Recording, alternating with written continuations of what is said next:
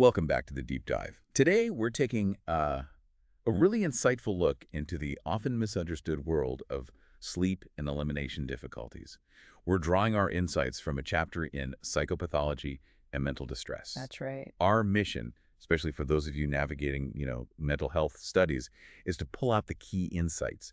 We want to cut through the noise to understand the core theories, diagnostic approaches, and the treatment strategies. Yeah. We want you to get not just what these conditions are, but really why they're so critical in, real-world clinical practice. And this deep dive is, I think, really crucial because these aren't just abstract ideas. We're talking about experiences that affect millions of people. Absolutely. Our goal here is to shed light on when common challenges like a bad night's sleep or, childhood accidents cross that line into diagnosable pathology, and also how different perspectives, biological, social, frame these struggles. It's a lens for understanding, really, the whole spectrum of human distress. Right. So let's jump right in with a couple of scenarios that kind of bring these challenges to life. First, imagine Cassandra. She's a 46-year-old executive, juggling work, family, constantly. For months, she's just exhausted. But when her head hits the pillow, her mind is racing.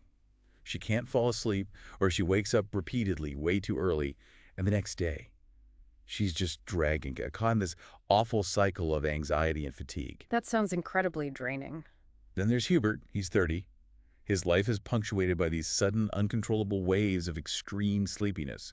Like he'll just collapse into sleep without any warning. Wow. And what's truly alarming is that these episodes often come with cataplexy. Yeah. That sudden temporary loss of muscle tone. His knees might buckle. He could drop whatever he's holding. It's not just embarrassing. It's genuinely dangerous.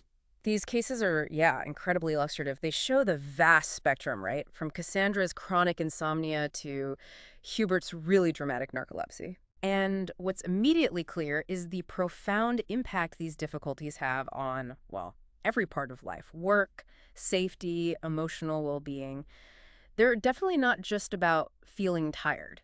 And when we talk about diagnosing these, it's interesting. There's some philosophical differences between the big manuals. The DSM-5-TR, for instance, it still kind of frames sleep disorders as mental disorders by including them. Right. But the ICD-11, the global standard, has actually moved them out of its mental disorders section. That's not just paperwork, right? It reflects a pretty significant conceptual shift. What are the practical implications of that, do you think, for clinicians, for patients? That's such a critical question because this reclassification in the ICD-11, it can influence everything. Think about insurance coverage, research funding, because that mental disorder label often directs where the money goes.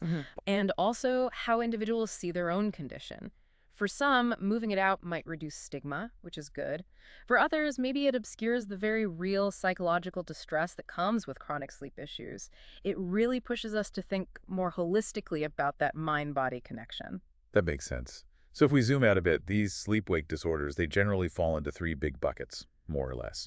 You've got insomnia disorders, like Cassandra's struggle, just difficulty falling or staying asleep, affects maybe 10% of adults, which is huge. It is. Then the other end, hypersomnolence disorders. That's excessive sleepiness even when you've had enough sleep. Less common, maybe 1%. Yeah, much rarer. And finally, the really dramatic one, narcolepsy, like Hubert experiences, those sudden sleep attacks, often with cataplexy.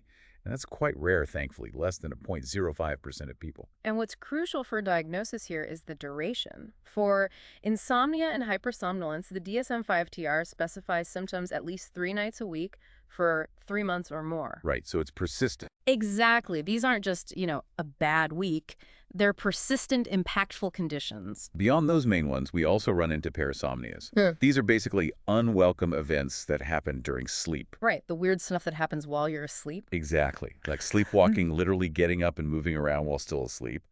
Or sleep terrors, those really intense panicked awakenings from deep sleep, often more common in kids.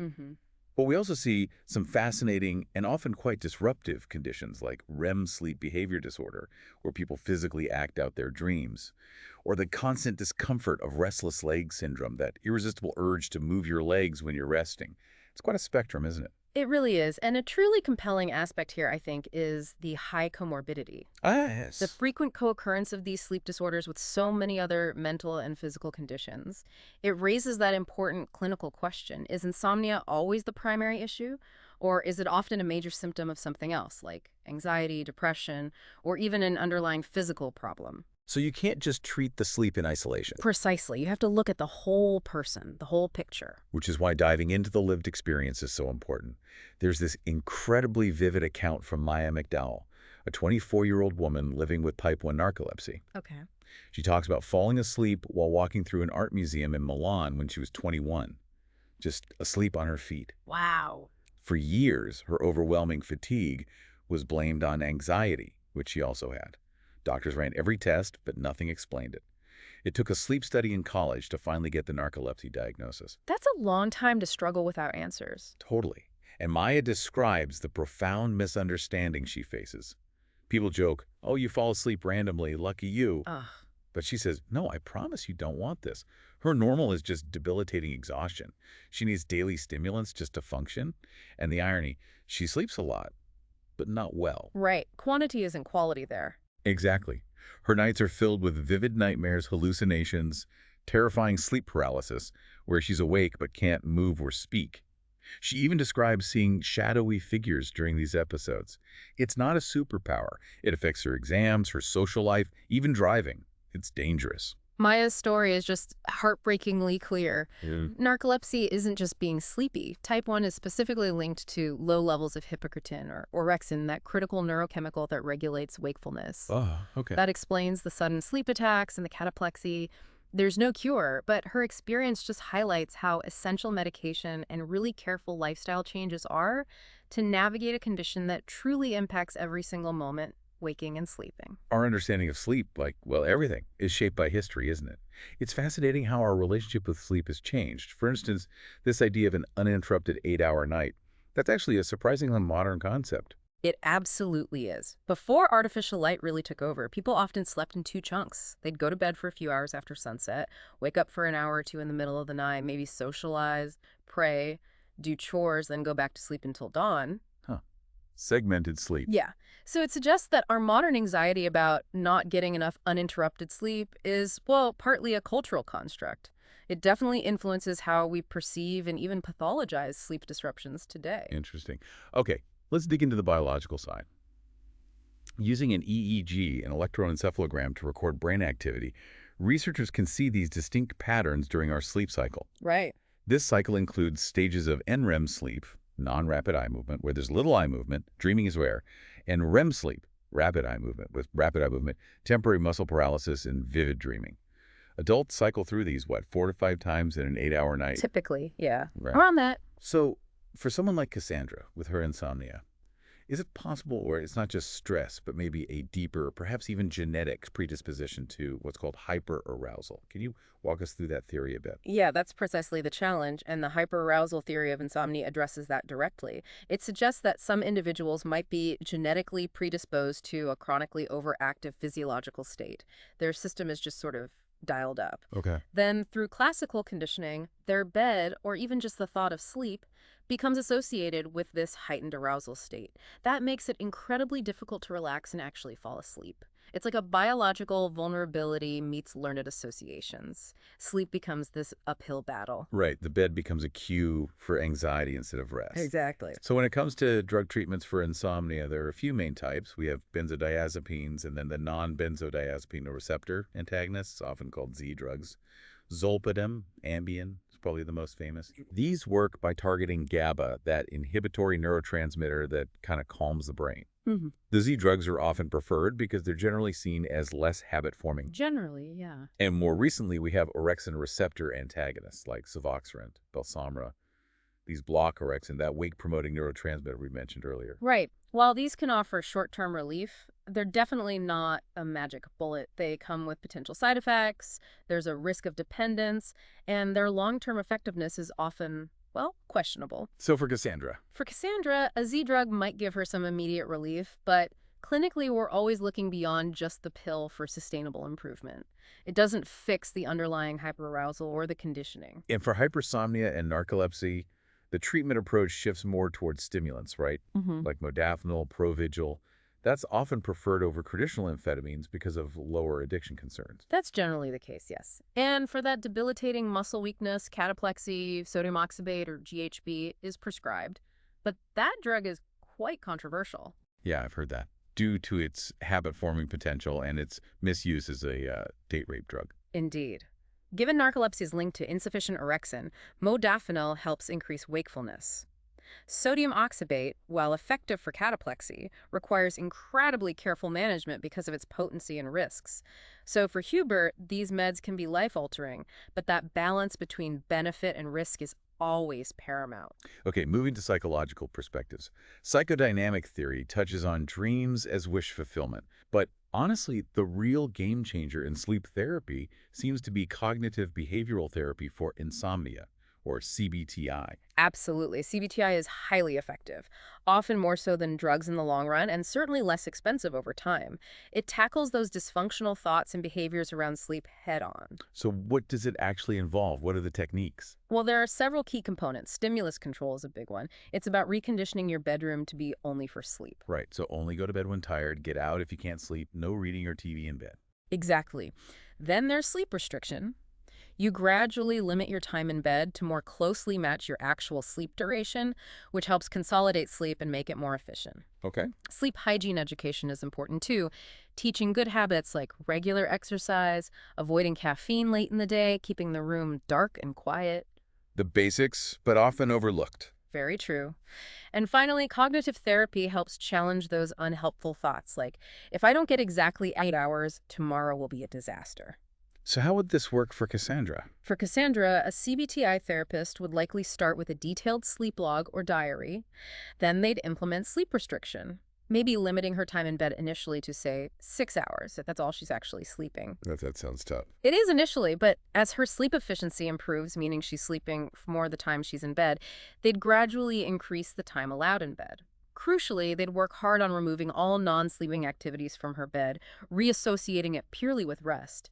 And they'd help her reframe those catastrophic thoughts about sleep loss. It sounds labor-intensive. It is. It requires commitment from the patient. But the results can be profound and lasting, truly retraining the brain and body. It's an invaluable tool, though honestly still underutilized sometimes. Now, let's think about sociocultural perspectives. Our modern lifestyles, all the caffeine, the constant screen time, especially right before bed, these are culturally driven habits, right? And they definitely contribute to sleep problems. No question. Sometimes just addressing those factors can make a huge difference, maybe even reducing the need for medication. But the discussion goes deeper, doesn't it, when we look at it from a social justice perspective? Sleep disturbances are really strongly linked to broader societal inequalities. Absolutely. Think about it. Chronic stress, from things like low pay, workplace inequality, long commutes, general socioeconomic disadvantage, or belonging to racial and ethnic minority groups that face discrimination. These are all powerful predictors of inadequate sleep. It's not just individual choices. Not at all. The data is quite stark, actually. Studies consistently show that Black, Native American, Asian American, and Hispanic individuals get less sleep than their white counterparts. Wow. And this isn't just about income level. These disparities often persist even when you control for socioeconomic status. It really points towards systemic disadvantages like discrimination playing a significant role. So the crucial takeaway here. The crucial takeaway is, if sleep loss is a symptom of inequality, then addressing things like poverty and discrimination isn't just good social policy, it's potentially a direct pathway to improving public health and sleep health. It challenges us to move beyond viewing sleep issues as purely individual problems. That's a really powerful point. Okay, let's shift gears now and focus on elimination issues. Another area often kind of shrouded in shame and misunderstanding. Definitely. Again, let's start with some cases. First, meet Maribel. She's 8 years old. For the past 6 months, she started regularly wetting her bed. Her parents are frustrated, understandably, and Maribel herself is just deeply embarrassed, terrified her friends might find out. Yeah, the social anxiety around that is huge for kids. Then there's Arjun. He's 6. He regularly soils his pants, sometimes even smearing stool. His parents are worried, and they mention he's had past struggles with painful constipation. Now Arjun actively avoids the toilet, associating it with pain and anxiety. Oof. These cases really highlight the distinct forms in enuresis, which is the wetting, and encopresis, the soiling, and they underscore not just the physical challenges, but that immense emotional distress and secrecy that can just engulf children and their families. It hits self-esteem hard, and family dynamics, too. So Diagnostically, how are these defined? Enuresis is repeated bedwetting or wetting clothes for kids 5 years or older. Right. And encopresis is repeated bowel movements in inappropriate places like pants for kids 4 years or older. And the criteria are pretty specific. For enuresis, it needs to happen at least twice a week for 3 months. For encopresis, it's at least once a month for 3 months. And these conditions, particularly encopresis, tend to be more common in boys. We also heard from Matt, who shared his incredibly raw story of adult enuresis. He's 32 now, but spent his 20s hiding it, washing sheets in secret. That must have been so isolating. Totally. He felt silly and small when doctors kind of dismissed him. The childhood bullying he experienced, plus the ongoing stigma around incontinence, severely impacted his mental health, his relationships. His story is just a powerful reminder that not everyone simply outgrows this, and how important it is to break the silence. Matt's experience really highlights a critical point, I think. Both the DSM and ICD often define enuresis quite broadly. They don't always distinguish important nuances like involuntary nighttime wetting versus potentially intentional or unintentional daytime wetting. Okay. And again, just like with sleep, the high comorbidity of these elimination disorders with things like ADHD, anxiety, mood disorders, or physical disabilities raises that same fundamental question. Are these truly independent conditions, or are they often symptoms of a larger underlying issue that really needs addressing first? Right. Looking back historically, the approaches to elimination issues are, well, a mixed bag, to say the least. Understatement. While the ancient Egyptians noted bedwetting, and Pliny the Elder bizarrely suggested, like, boiled mice as a cure, Yikes. it's actually the 9th century Persian physician Rhazes who stands out. He offered remarkably modern insights, suggesting causes like really deep sleep, drinking too much fluid, maybe a small bladder capacity, or even delayed development. That's quite insightful for the time, especially compared to some later European remedies. Oh yeah, like burning a Cox windpipe or grinding up hedgehog testicles. Exactly. It just emphasizes how persistently elusive the causes and effective treatments for enuresis have been for centuries, despite all these attempts, from ancient wisdom to bizarre superstitions, and later the sometimes invasive 19th century devices. Okay, biologically for enuresis, there seems to be a clear genetic component. Twin studies show higher agreement in identical twins, and researchers have even identified some potential genetic markers. Right. For Maribel, whose mom and several cousins also wet the bed, this genetic link might help explain her struggles. But it also highlights that classic challenge, distinguishing purely genetic factors from shared family environments, learned behaviors, maybe even shared anxieties around it. It's rarely just one thing. And when it comes to drug treatments for enuresis, the most common one is desmopressin, right? That synthetic form of vasopressin, the hormone that reduces urine production. Correct. It's often effective while the child is taking it, but it does have side effects, headaches, stomach aches, and, more seriously, a risk of water intoxication if fluid intake isn't carefully managed. And we saw this play out with Maribel. We did. Her pediatrician prescribed desmopressin, the bedwetting stopped, which was great, but then the stomach aches started. Once her parents stopped the medication, the wetting came right back. So it manages symptoms, but doesn't cure it. Exactly. It illustrates that drugs often only manage symptoms while being taken, they aren't without risks, and they rarely provide a lasting solution once you stop them. Okay, so shifting to psychological perspectives, behavior therapy for enuresis seems really effective. The enuresis alarm, the bell and pad method, is kind of the gold standard intervention. It really is. It works through classical conditioning. An alarm sounds the moment urine is detected, waking the child, who then ideally gets up and uses the toilet. Right. Over time, the sensation of a full bladder itself becomes the conditioned stimulus to wake the child before the alarm even goes off. Now, sometimes dry bed training is used alongside it, where parents wake the child periodically, praise dryness, or maybe impose consequences for wetting. But the UK's NICE guidelines actually advise against that due to its punitive nature. Okay, good to know. The alarm itself boasts high effectiveness rates, often producing more lasting change than medication. But, and this is a big but, it demands significant dedication and consistency from families.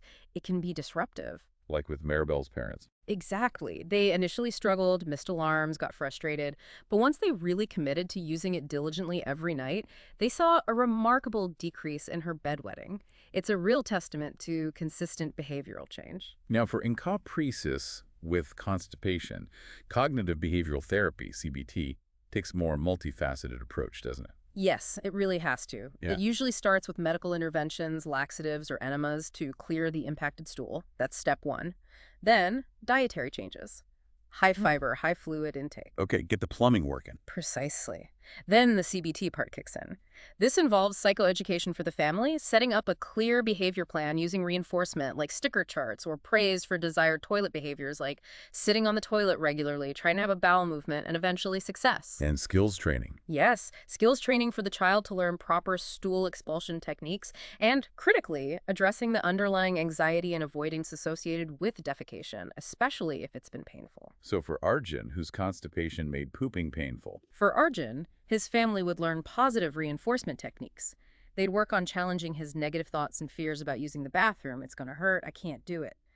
The goal is to gradually break that painful cycle of fear, withholding, constipation, and accidents, restoring his control and confidence. There are other perspectives too, right? Psychodynamic and humanistic views might see elimination issues as expressions of underlying distress or conflict. They might, yes. For example, enuresis could be seen as reflecting a child's fear of separation, or maybe a regression back to an earlier developmental stage in response to stress, like a new sibling or parents fighting. And then there's narrative therapy, with that famous externalizing technique. The example of sneaky poo. Ah, yes, sneaky poo. It's a brilliant example from narrative therapy, often used for encopresis. How does that work exactly? Externalizing the problem helps the family and the child separate the child's identity from the problem itself. So encopresis isn't who the child is. It's this external thing, sneaky poo, that has its own agenda or requirements.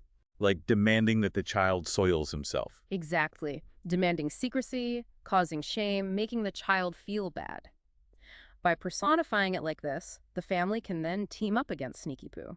They identify times when they successfully resisted its demands. Hey, remember when you made it to the toilet, even though sneaky poo was telling you not to? And this empowers the child and family to collaboratively fight the problem rather than internalizing it as a personal failing. It's quite clever. That is clever. Now, sociocultural perspectives again highlight some striking differences. Historically, some Native American and West African cultures apparently viewed bedwetting with much less concern, almost like a cute phase sometimes. Right, a stark contrast to many Western cultures where it's often met with intense stigma, shame, embarrassment. There's also a very real economic impact, isn't there? The constant laundry, buying special cleaning products, and there's sometimes a link observed between lower socioeconomic status and higher rates of enuresis. Definitely. For Arjun's family, living on a limited income, his constant soiling means daily trips to the laundromat, maybe needing to buy new clothes frequently. That adds significant financial strain and stress on top of everything else. It really reminds us these individual problems often have profound societal dimensions and ripple effects. Here's a controversial question that sometimes comes up. Does using disposable diapers predict bedwetting? The hypothesis being that prolonged diaper use might kind of condition the brain to ignore bladder signals? Yeah, that's been debated. Some studies have suggested a possible connection, hinting that kids who wear diapers longer might have higher rates of later enuresis. But honestly, the evidence isn't conclusive. Why not? There are methodological limitations in a lot of the research, things like confounding variables, relying on parent recall. So while it's an intriguing hypothesis that challenges some deeply ingrained cultural practices around toilet training, we really need more robust studies before drawing any firm causal links. The jury's still out on that one. Okay. And finally, family systems approaches. These view the child with enuresis, sometimes, as the identified patient, meaning their symptom might actually be masking deeper family relational dynamics. Precisely. A family systems therapist might observe, for instance, that Maribel's bedwetting gets worse when her parents are arguing. The symptom might unconsciously serve to divert attention away from the marital conflict and onto the child's problem. So the focus shifts. Exactly. Or maybe Maribel is overly close or enmeshed with her mother, and her father has become kind of disengaged from the parenting around this issue. Family therapy would aim to disrupt these patterns. No. Perhaps by explicitly assigning the father more direct responsibility for helping Maribel manage her enuresis, checking the alarm, changing sheets. This could shift the family dynamic, maybe reduce the enmeshment with the mother, and encourage a more balanced parental team. As the bedwetting improves, the underlying relational issues might then have space to come to the surface and be addressed more directly. Fascinating. So as we kind of wrap up this deep dive, it really feels like the overarching challenge across both sleep and elimination difficulties is this pervasive issue of comorbidity, Absolutely. It's probably one of the biggest takeaways. Problems rarely, if ever, fit neatly into these isolated diagnostic boxes. right? Sleep issues, elimination issues, they frequently co-occur with a whole host of other mental and physical conditions. It just underscores the reality that people don't arrive in neat clinical packages, and their symptoms often have multiple interconnected roots. So thinking about all these facets we've discussed, from the biology and psychology to the sociocultural factors and social justice implications, here's a thought for you, the listener. How might understanding these nuanced, often interconnected issues actually shape your approach in future clinical practice? If a patient presents with sleep or elimination difficulties, what additional questions might you ask now, beyond just the immediate symptom? That's a great reflective question. Because regardless of how you conceptualize these issues, whether primarily biological, psychological, or systemic, simply inquiring about a patient's sleep habits and, when relevant, their elimination patterns, provides such critically important information for truly comprehensive care. Couldn't agree more. Basic functioning matters immensely. Well, thank you so much for joining us on this deep dive into psychopathology and mental distress. We really hope this was helpful. We'll catch you next time.